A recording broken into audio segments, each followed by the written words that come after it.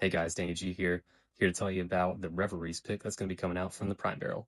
So a group of us guys went out to Middleburg a few months ago, and we picked between a lot of 7-year and 10-year barrels. The 7-year were a Bardstown Bourbon Company, and the 10-year were MGP. So for those of you that are familiar with that, it is a excellent lot from MGP. And I know a lot of people say like, oh, I have enough MGP in my collection, or it's not really my profile. Let me tell you, tasting through the 7-year Bardstown Bourbon Company, which is as that comes of age, is going to be excellent. We were like, oh man, this is really good stuff. But then we taste the first barrel from the 10-year lot from MGP, and we're blown away. It was the rainbow of fruits, from, your dark fruits all the way to your kind of more lighter fruits.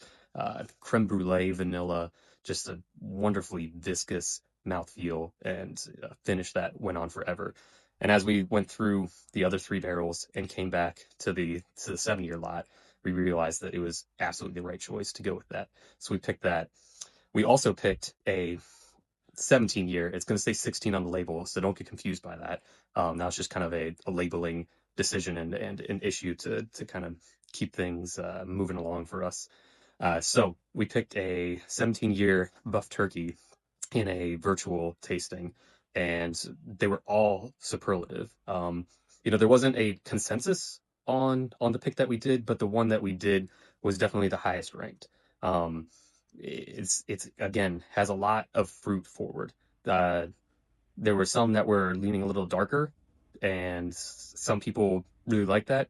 And there were ones that where the fruit really hit first, followed through, and continued on to the finish. And that's the one that we wound up with.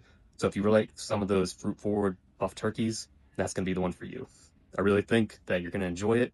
If you get both, you're not going to be disappointed. See you later.